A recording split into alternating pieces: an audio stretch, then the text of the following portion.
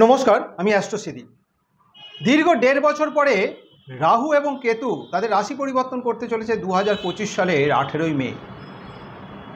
2025 সাল এমন একটা বছর যে সময় 4টে বড় গ্রহের রাশি পরিবর্তন। 29শে মার্চ শনি তার রাশি পরিবর্তন করেছেন, 15ই মে দেবগুরু বৃহস্পতির রাশি পরিবর্তন, 18ই মে রাহু এবং কেতু তাদের রাশি পরিবর্তন। দীর্ঘ 1.5 বছর পরে রাহু যেমন মীন রাশির থেকে কুম্ভ রাশিতে প্রবেশ করতে চলেছেন, তেমনি দীর্ঘ 18 বছর পরে কুম্ভ রাশিতে অধিষ্ঠিত হতে চলেছেন। রাহু কেতু যেহেতু একই শরীরের দুটো ভিন্ন অঙ্গ, তাদের রাশি পরিবর্তন কিন্তু একসাথেই হয়। আর 18 বছর পরে কেন এই কুম্ভ রাশিতে অবস্থিত হবে রাহু, তার কারণ হচ্ছে রাহু কেতু যেভাবে অবস্থিত হয় সেখানে কিন্তু দীর্ঘ 1.5 বছর অবস্থিত থাকে এবং 12টা রাশি 1.5 বছর। সুতরাং পুনরায় রাহু কুম্ভ রাশিতে 18 বছর পরেই কিন্তু অধিষ্ঠিত হতে চলেছেন। ঠিক একইভাবে কেতুও কিন্তু এই 18ই মে তার রাশি পরিবর্তন করে দীর্ঘ 1.5 বছর পরে কন্যা রাশির থেকে সিংহ রাশিতে যেমন প্রবেশ করবেন, দীর্ঘ 18 বছর পরে সিংহ রাশিতে অধিষ্ঠিত হতে চলেছেন। সুতরাং রাহু কেতুর এই যে রাশি পরিবর্তন, এই রাশি পরিবর্তনের ফলে মকর রাশির ওপর কী প্রভাব পড়বে, কী পরিবর্তন আসবে, কোন কোন ক্ষেত্রে পজিটিভ ফল, কোন কোন ক্ষেত্রে নেগেটিভ, সমস্ত বিষয় নিয়েই আলোচনা করব। রাহু কেতু ছায়াগ্রহ, তেমনি অন্যদিকে পাপগ্রহ। রাহু এ জীবনের আশা আকাঙ্ক্ষা ইচ্ছা স্বপ্ন পূরণের গ্রহ যেমন, তেমনি অনুভব চাহিদা কনস্ট্যান্টলি যে চিন্তা ভাবনা চলে সেটা হচ্ছে যেমন রাহু নতুন কিছু করা, নতুন কিছু চিন্তা ভাবনা, ডিজায়ার, স্যাটিসফ্যাকশান, এক্সপিরিয়েন্স, হঠাৎ করে কিছু করা, হঠাৎ উন্নতি, হঠাৎ অবনতি, অর্থাৎ হঠাৎ কোনো রকম পরিবর্তন, সব কিন্তু রাহুর মাধ্যম দিয়েই হয়। সব বিষয়কে কিন্তু রাহু কন্ট্রোল করে।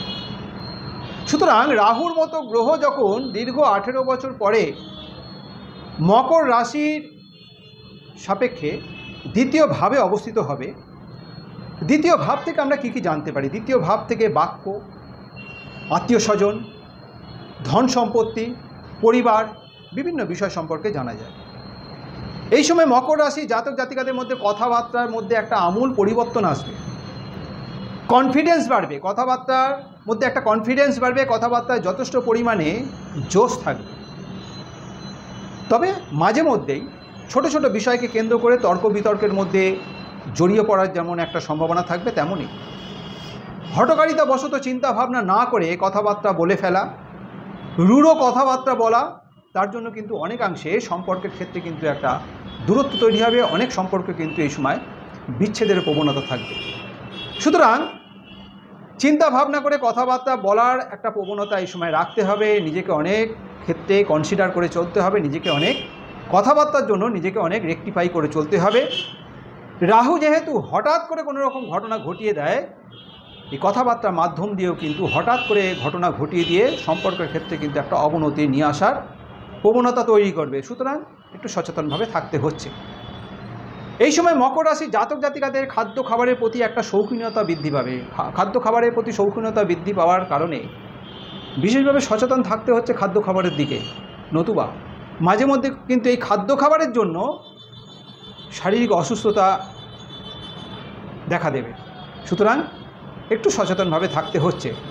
দ্বিতীয়ভাবে রাহুর অবস্থানে বৃহস্পতির কিন্তু নবম দৃষ্টি এই দ্বিতীয়ভাবে অর্থাৎ রাহুর ওপর পড়ার ফলে অর্থনৈতিক দিকটা মকর রাশি জাতক জাতিকাদের বেশ উন্নত হবে। প্রথমত রাহু এখানে অবস্থিত রয়েছে এবং ধনভাবে দেবগুরু বৃহস্পতির দৃষ্টি রাহুর ওপর পড়ার ফলে অর্থনৈতিক বিষয়কে কেন্দ্র করে যথেষ্ট শুভত্বের বার্তা নির্দেশ করছে। আগামী 1.5 বছর মকর রাশির জাতক জাতিকাদের জন্য অর্থনৈতিক দিকটা বেশ শুভত্বের বার্তাই থাকবে। অর্থ নিয়ে কিন্তু একটা পরিকল্পনা, অর্থাৎ ইনভেস্টমেন্টের কিন্তু একটা পরিকল্পনা থাকবে। বড় ধরনের কোনো রকম ইনভেস্টমেন্ট এই সময় হতে পারে, সেটা প্রপার্টি রিলেটেড কোনো রকম ইনভেস্টমেন্ট হতে পারে, সেটা প্রপার্টি সম্পত্তি ক্রয়ের ক্ষেত্রে হতে পারে, সেটা ফ্ল্যাট হতে পারে, জমি হতে পারে, অর্থাৎ প্রপার্টি রিলেটেড কিংবা বাহন সংক্রান্ত বিষয়ে ইনভেস্টমেন্ট হতে পারে। যারা শেয়ার মার্কেটের সাথে যুক্ত রয়েছেন, শেয়ার মার্কেটে এই সময় ইনভেস্টমেন্ট করা যেতে পারে, ইনভেস্টমেন্টের জন্য এই সময়টা শুভ। নতুন করে যারা শেয়ার মার্কেটে এন্ট্রি নিতে চাইছেন তাদের জন্য এই সময়টা শুভ। অর্থাৎ এই সময়ে ইনভেস্ট করলে পরবর্তী ক্ষেত্রে কিন্তু ভালো রিটার্ন আশা করা যায়। সুতরাং অর্থ নিয়ে এই সময় একটা চিন্তা বৃদ্ধি পাবে, চিন্তা দেখা দেবে, অর্থাৎ একটা অবসেশন কাজ করবে, অর্থাৎ অর্থকে কিভাবে বাড়ানো যায় অর্থ সংক্রান্ত বিষয়কে কেন্দ্র করে একটা পরিকল্পনা এই সময় কিন্তু মকর রাশির জাতক জাতিকাদের মধ্যে দেখা দেবে। ফ্যামিলি ভালো রাখার জন্য, ফ্যামিলিকে ভালো ফ্যামিলির দিকে কি করে ভালো করা যায়, ফ্যামিলিকে কিভাবে ভালো রাখা যায়, সেই চিন্তা কিন্তু এই সময় মকর রাশির জাতক জাতিকাদের মধ্যে থাকবে, সেই পরিকল্পনাও কিন্তু এই সময় করবে। কর্মভাবে দ্বিতীয় ভাব থেকে নবম দৃষ্টি কর্মভাবে পড়ার ফলে কর্মসংক্রান্ত বিষয়কে কেন্দ্র করে এই সময় যথেষ্ট শুভত্বের নির্দেশ করছে। কারণ কর্মভাবে যেমন রাহুর দৃষ্টি থাকবে, রাহুর নবম দৃষ্টি, তেমনই কর্মভাবে দেবগুরু বৃহস্পতির পঞ্চম দৃষ্টি থাকবে। সুতরাং কর্মসংক্রান্ত বিষয়, কর্মভাবটা বিশেষভাবে কিন্তু শক্তিশালী হবে, বলশালী হবে। সুতরাং যে সমস্ত জাতক জাতিকারা চাকরি করছেন তাদের জন্য যেমন শুভত্বের বার্তা থাকবে এই সময় আগামী 1.5 বছর, তেমনই যারা বেকার রয়েছে তাদের জন্য কিন্তু এই সময়টা কর্মপ্রাপ্তির মাধ্যম দিয়ে বেকারত্ব দূর হওয়ারও কিন্তু একটা সম্ভাবনা থাকছে। সুতরাং ভালো কর্ম লাভেরও একটা সম্ভাবনা থাকছে।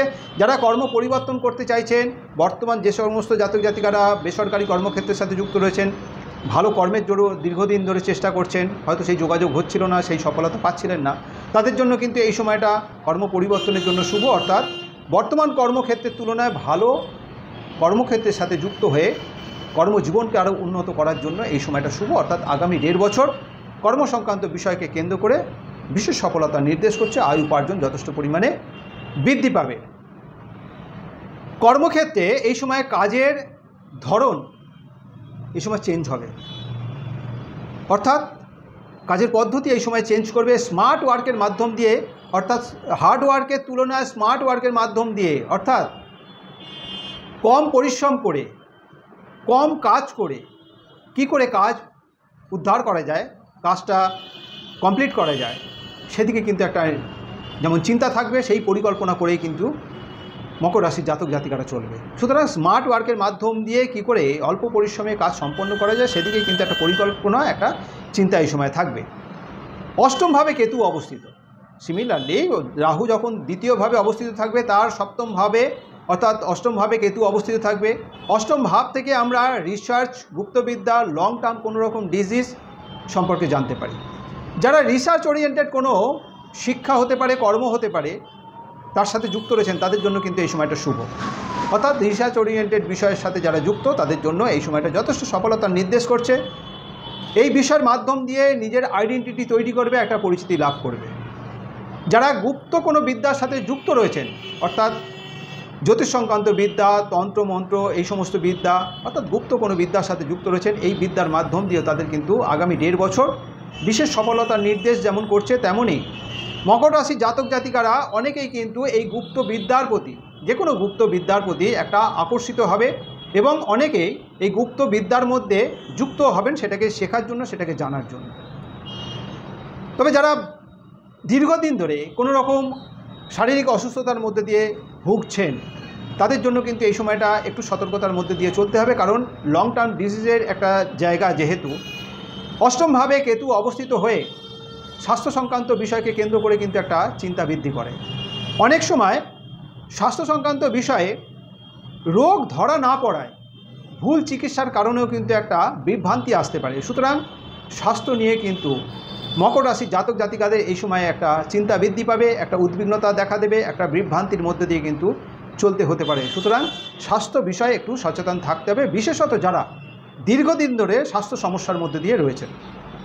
রাহু কেতুর এই যে গোচর, এই গোচরের ফলে অর্থাৎ 18ই মে রাহু কেতু যে রাশি পরিবর্তন করতে চলেছেন তার প্রভাবে অনেক দিক শুভত্বের নির্দেশ করলেও বেশ কিছু বিষয়ে যেমন সচেতনভাবে থাকতে হবে। শুভত্বের নির্দেশ করলে সফলতা পেলেও রাহু কেতুর এই যে অ্যাক্সিস, দ্বিতীয়ভাবে রাহু এবং অষ্টমভাবে কেতু, সফলতা পেলেও মেন্টাল স্যাটিসফ্যাকশানের কিন্তু একটা অভাব থাকবে। সেই বিষয়কে কেন্দ্র করে কিন্তু একটা অবসেশন কাজ করবে মকর রাশির জাতক জাতিকাদের। অষ্টম এবং দ্বিতীয় ভাব সম্পর্কিত বিষয়কে কেন্দ্র করে, একই বিষয়কে কেন্দ্র করে বারবার কিন্তু চিন্তাভাবনা ঘুরপাক খাবে।